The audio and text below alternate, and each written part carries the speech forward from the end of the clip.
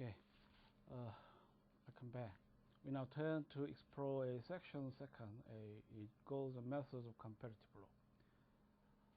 In considering this topic, the main question would be what it is that the comparatives do and why they do it.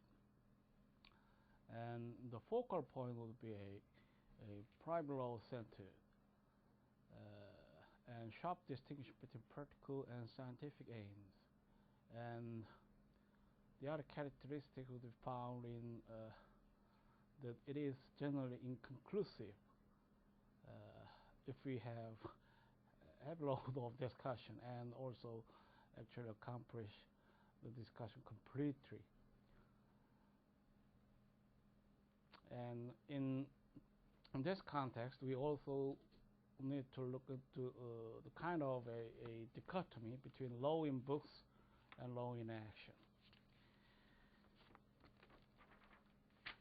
So the question of what it is the comparatives do and why they do it. You see,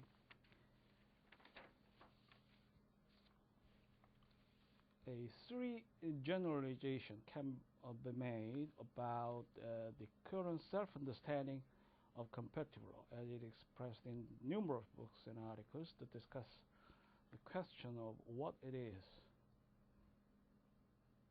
the comparatives do and why they do it. Let's see. We have two kind of groups in classifying our laws. A public versus private would be most popular a conceptualization in this endeavor. If we are comparativists, we may easily find that massive work would be poured on the context of a private law. And this class of laws would be more susceptible to easy analysis of comparative law, comparative analysis. Principally because the public law would have some kind of a distinctive taste and a framework forcefully given by each context of a nation state. In contrast, the private laws would have normally a more common ground to share the principles and rules of the subject area. So they are separately treated or viewed in terms of our comparative work. However, there are many notable exceptions, such as a comparative studies of judicial review. But this bias to private law is still present, especially in legal history. We have some kind of germinating effort from comparative public comparative scholars. So we kind of guiding outlines about a comparative constitutional law or administrative law and others. And another notable point of evolution was found in environmental law, which is regulatory in nature, and this law would share two typicals commonly, which have been traditionally enshrined in both subject areas. This area of law will now attain a global public attention because of climate change or other accompanying circumstances. So it may be one other exception if we'll see the comparative work by heavily shedding on the private law light. And in writing about the goals of comparative law, comparators have tended to draw a sharp distinction between its practical and its scientific aims, and have tended somewhat defensively to stress the practical aims. So actually, as we have surveyed, the accurate definition of a comparative law is difficult to achieve. So its pros, its strengths may be found in the kind of a practical aspect. So practical aims would be normally emphasized in the comparative or in the work of comparative law. And thirdly, comparative law in the United States does not seem to have resolved what, for one or better term, we may call its identity crisis. This is evidenced in the literature by much inconclusive discussion about what it is, what its aims are, and even whether it exists. In our view, a proper conception of a comparative law teaching requires us to move to a higher viewpoint rather than the implicit in the foregoing a generalization. Our discipline has been impeded from coming into its own balls by making too rigid a distinction between legal science and practice, and by its traditional emphasis on private law. Much of the existing confusion within our discipline about the field and its aims could be cleared up if practical applications were regarded as being ideally grounded in theory, and theory was seen to require constant testing against practical knowledge and experience. Let us illustrate this description of the current situation with some familiar examples of the way comparators talk about what they do. It is frequently said that the practical aims of comparative law teaching include fostering the ability to communicate with one's counterparts trained in other legal systems, especially on behalf of clients. Is that true so in your context? We have now talked about a diversity, ethnic diversity, which the globalization has brought about across decades. We now can see many neighbors of foreign origin around our neighborhood. And as I've said, the legal issues would a flourish involving this kind of a new development. So the comparatives would have a plenty of chances to increase the merits of a study or research in this contemporary times. Do you agree? The second widely recognized practical goal of comparative law is to be useful in the national lawmaking process. Indeed, the modern systemic study of comparative law had its origin in its aim in the late 19th century France and Germany. Other often mentioned practical objectives are harmonization of national laws and the framing, interpretation, and application of supranational laws. This would be more stuck in this period of globalization. And one point of principle would stress the harmonization aspect of national laws, as you found in the WTO governance, and the principal purpose to manage the international trade is on the harmonization goals over many diverse nature of national regulations about international trade.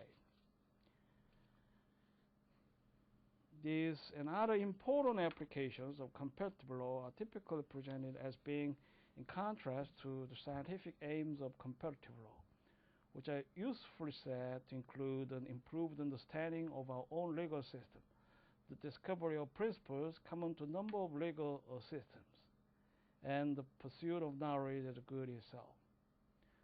There is nothing per se wrong with making such a distinction.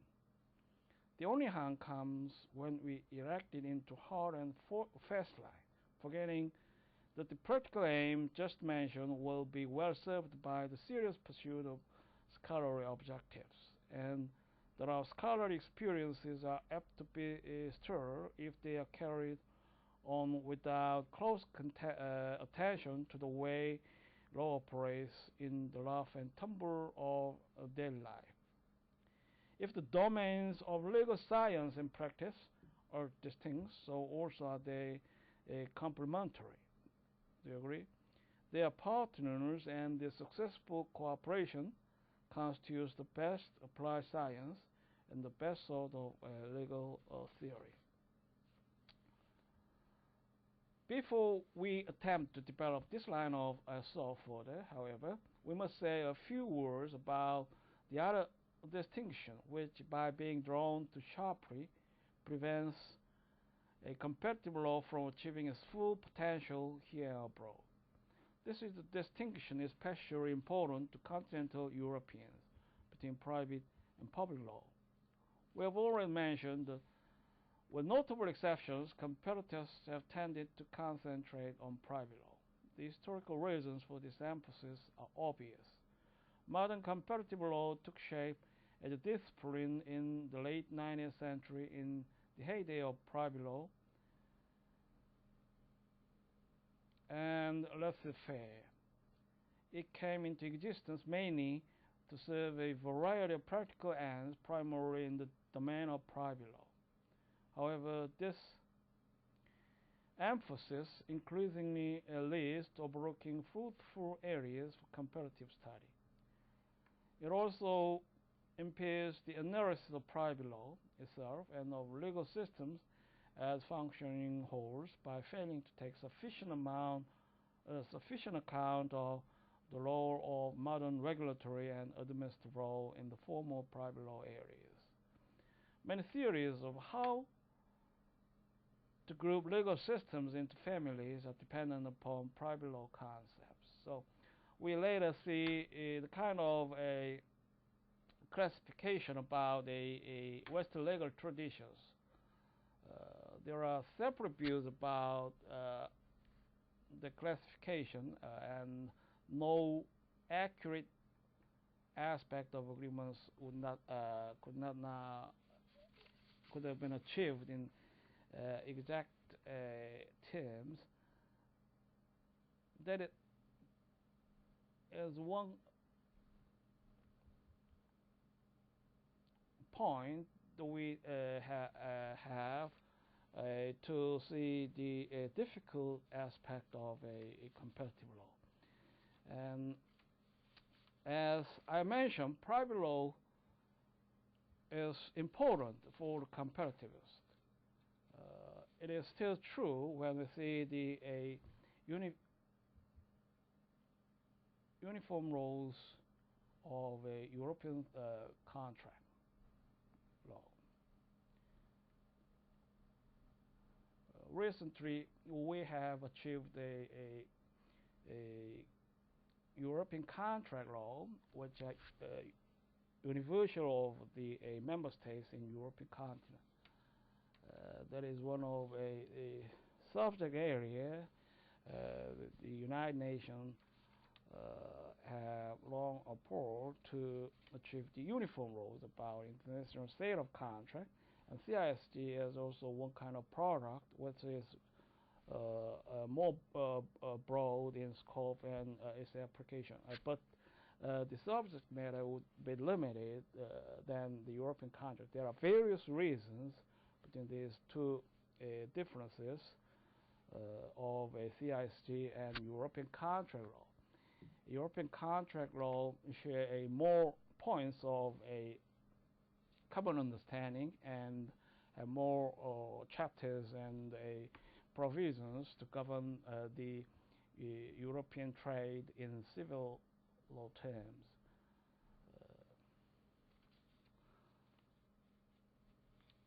CISG also is one of a successful product we now close.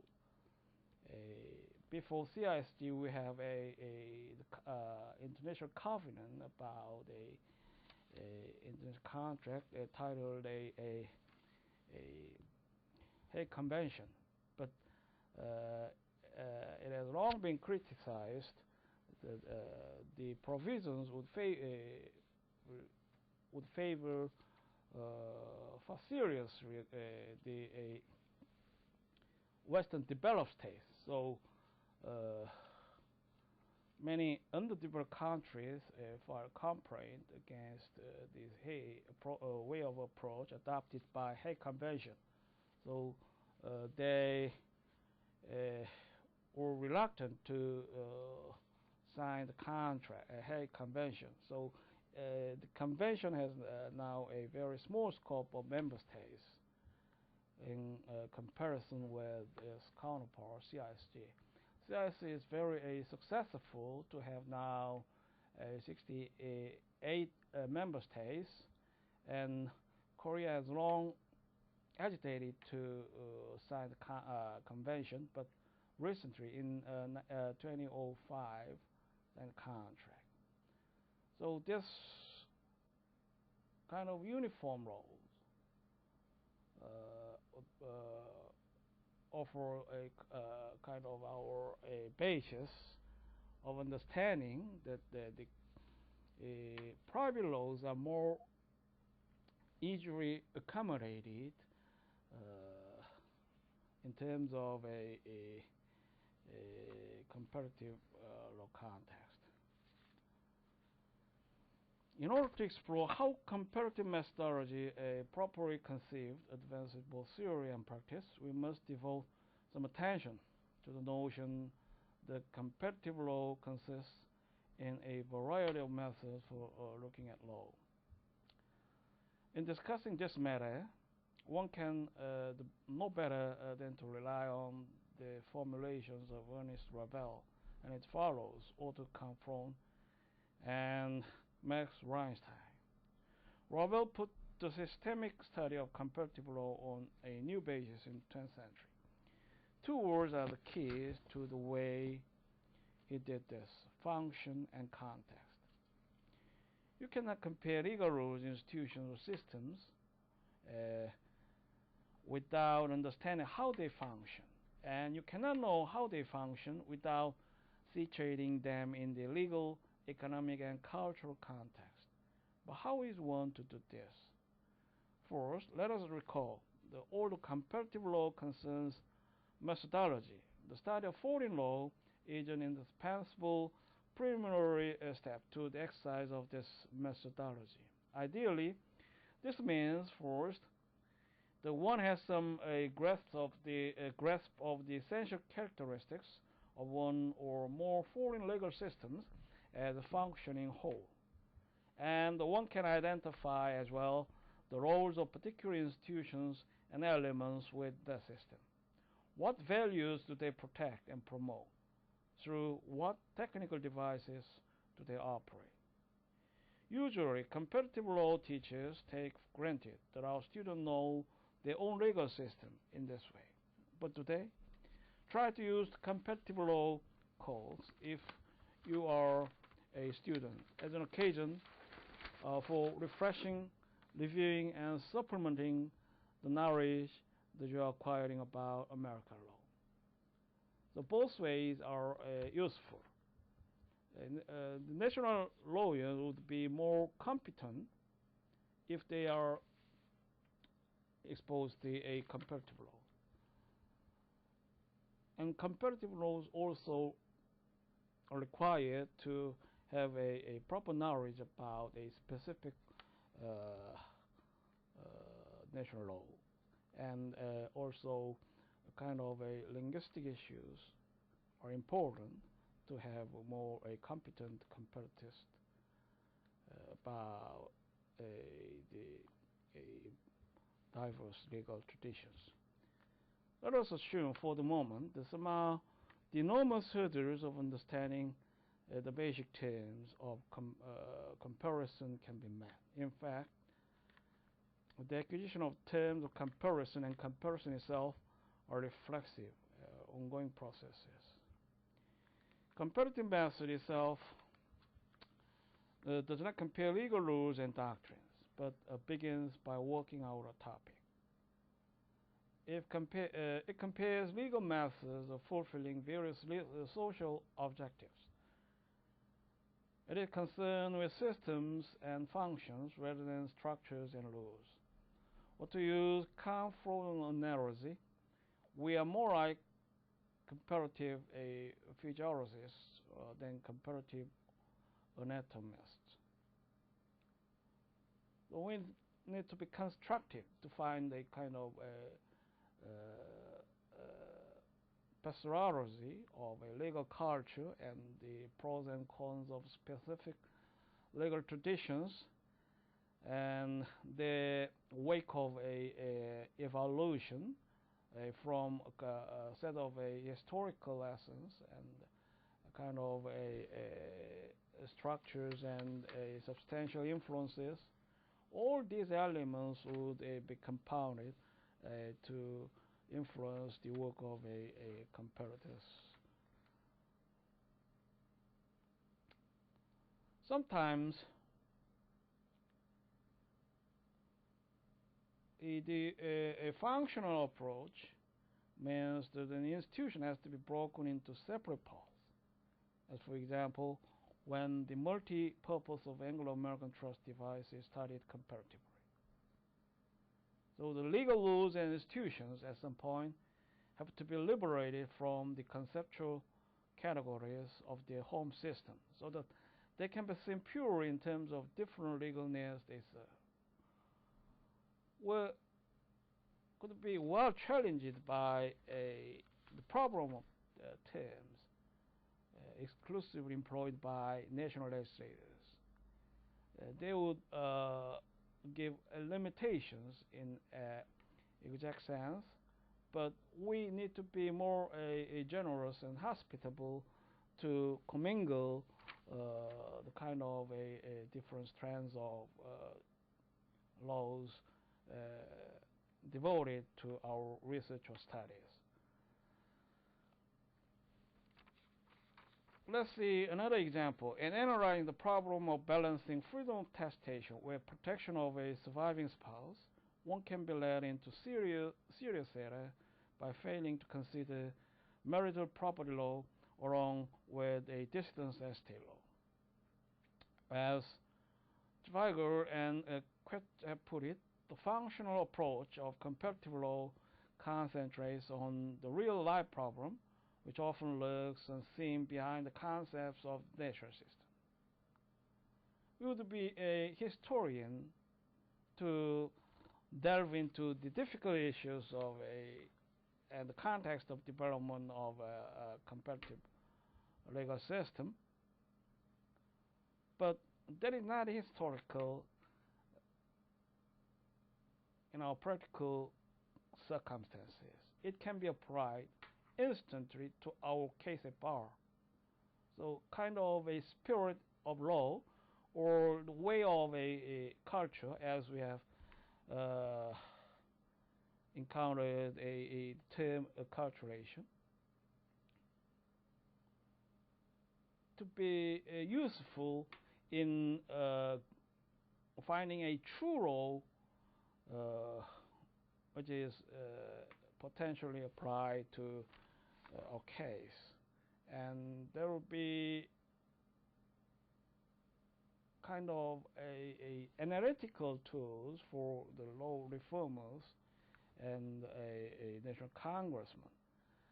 The particular topics studied may range from broad comparison of systems to narrow comparisons of legal approaches to specific social problems common to the societies being compared. Macro and micro comparison will, of course, shade into one another, since a micro comparison furnishes examples and means of verification for the study of legal systems, while knowledge of systems in turn furnishes the indispensable context for the study of particular problems. The steps in the process of comparison will typically involve formulating a hypothesis or general propositions, testing them, and generating new questions, hypotheses, or general propositions. At this point, you may ask, what is such a method good for? So,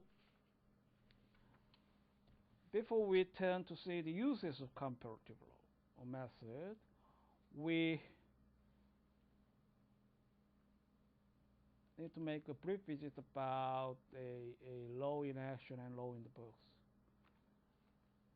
Law in action is a legal theory associated with legal realism that examines the law of law, not just as it exists in the statute and cases, but as it is actually applied in society. If you have studied the American legal system, you may find that United States intelligence would be fundamentally based on legal realism. What is law in real situation of society? For the civil law tradition, for the lawyers of civil law tradition, it would be a little startling experience. The law is just the words the court judges say in the courtroom. Do you agree with the kind of introduction? We have many principles and provisions well prearranged by a legislator, and the political terms would might influence the kind of a culture of a law. So the law in action is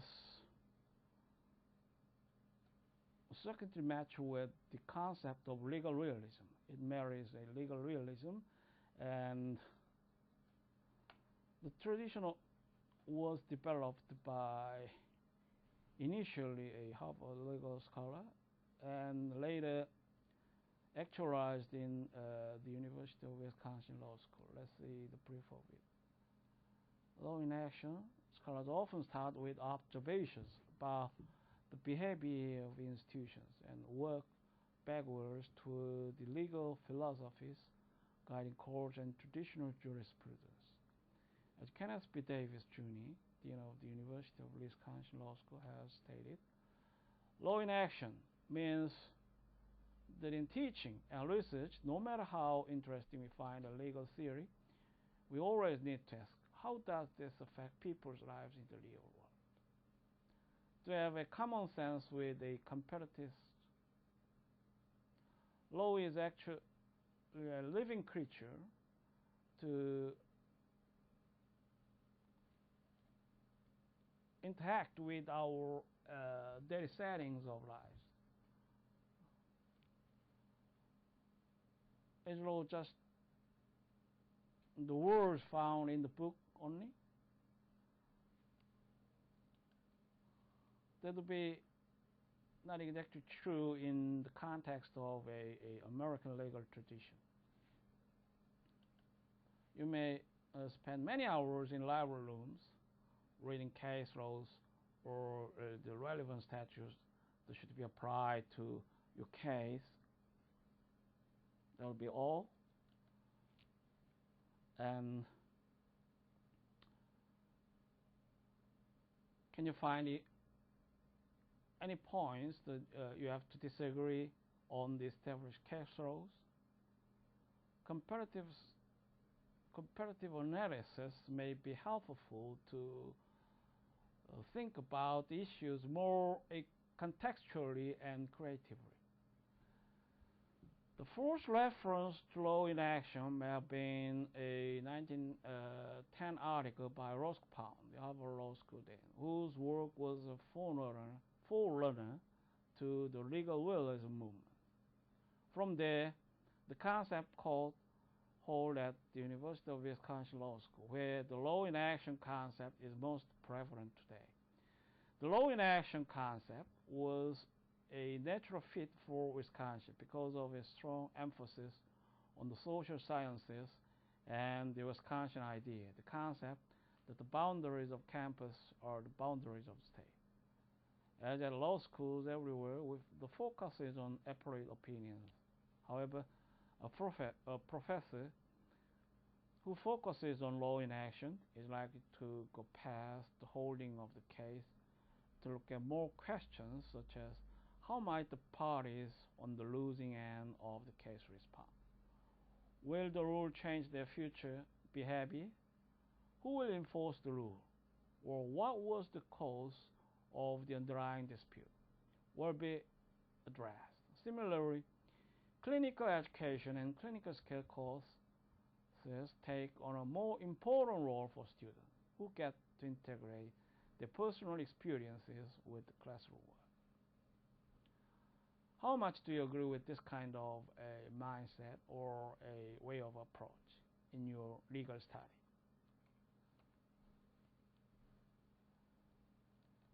So legal law in action would also be interdisciplinary in major force and would possibly involve much of a comparative thinking about diverse of legal cultures.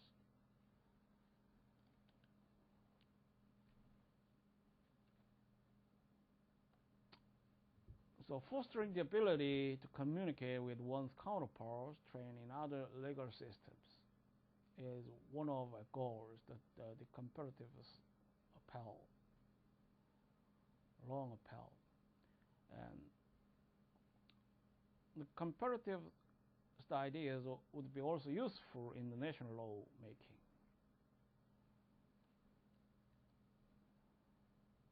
And as we have explored the two keywords which covers function and context as proposed by Ernest Ravel, Otto Confron, and Max Reinstein, would provide a foundational perspective in understanding the the goal and methods of a comparative law.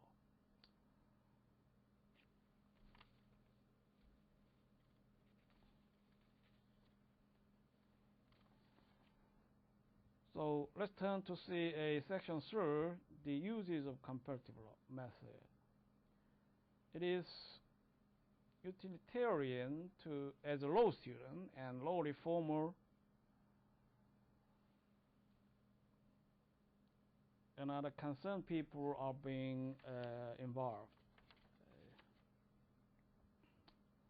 One can hardly overestimate how helpful comparative analysis can be in designing research or in identifying problems or subjects for inquiry.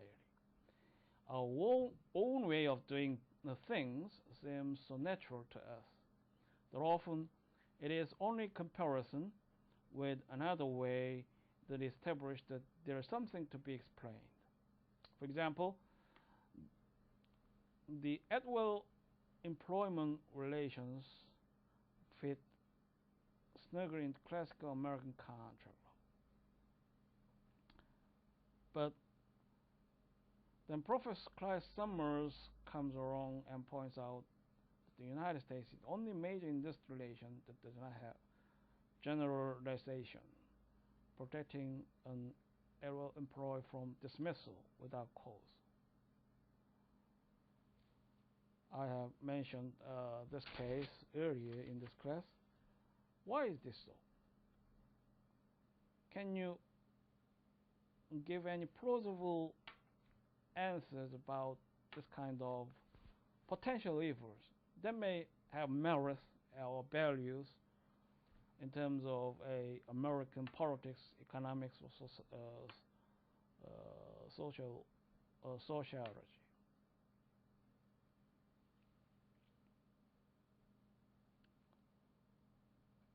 How do you approach this kind of issues in comparative way of approach? The search for an answer raises more questions and leads into comparisons of collective bargaining and statutory regulation as means of social ordering. So far as making us aware of alternatives, generating ideas, and testing by hypothesis or conclusions is concerned, one may say the comparative law gives us access to the laboratory concept, writ large.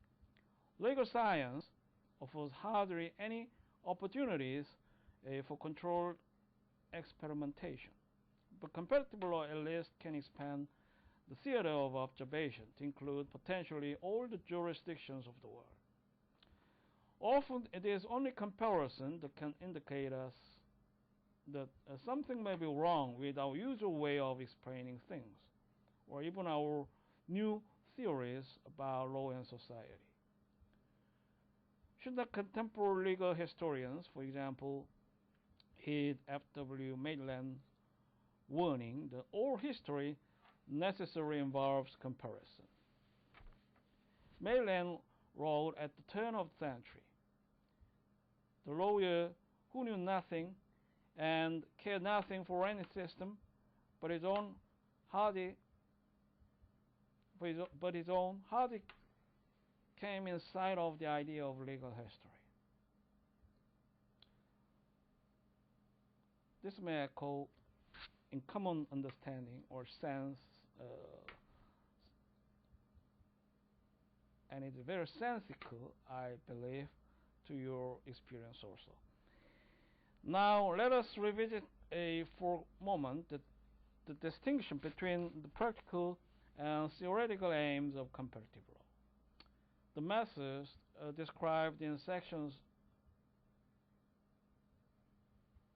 2 above serve a variety of aims which are primarily scientific. Among these, we would put first the pursuit of knowledge as an end in itself. We agree and we generally concede that the academic purpose will principally produce knowledge. So creativity is important for the research also. And purely it is agreeable that the first point of a uses of comparative method would lie in the knowledge itself. Comparative law responds to the characteristic of the human species, which is curious about the world and wants to understand it. Comparative law is also an indispensable heuristic method for legal and social theory. Montesquieu, de Tocqueville, and Max Weber all used it to illuminate the history and growth of the law, its role in society, its relation to behavior and ideas. Comparative law helps us to understand the dynamics of social as well as legal change, and it can give us important clues as to the structure and location of power within a given society. So we now stop here, and in next class we will explore the fourth section titled The Concept of the Western Legal Tradition.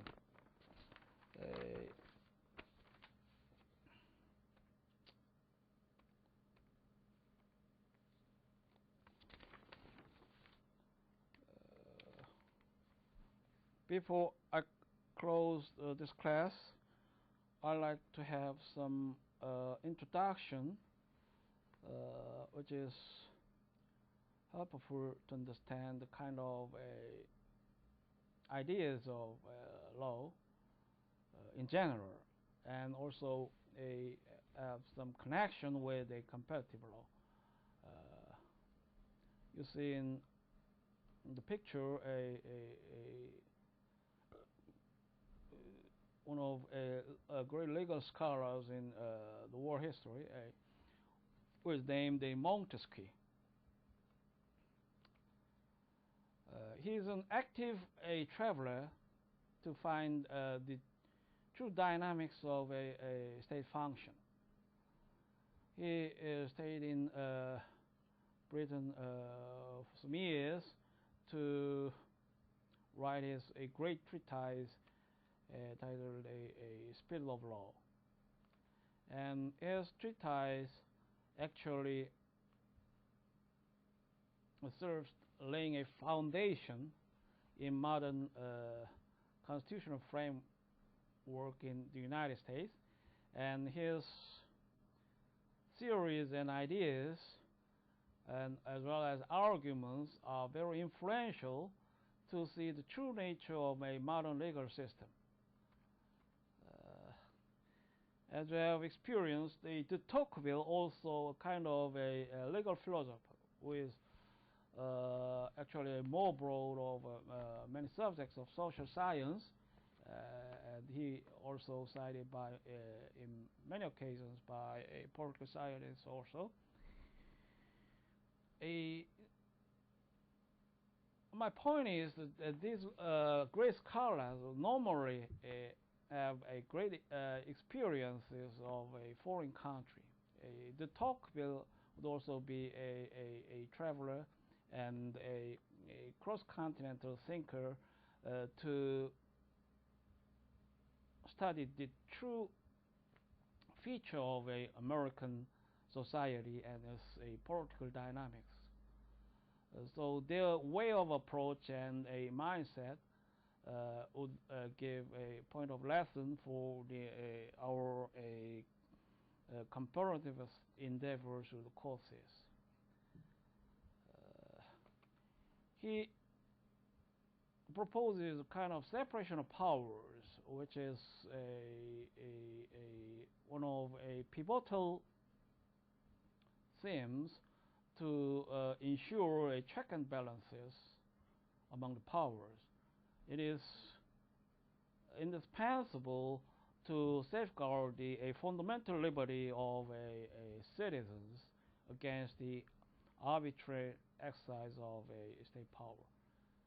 And his idea was adopted into the structure of the United States Constitution.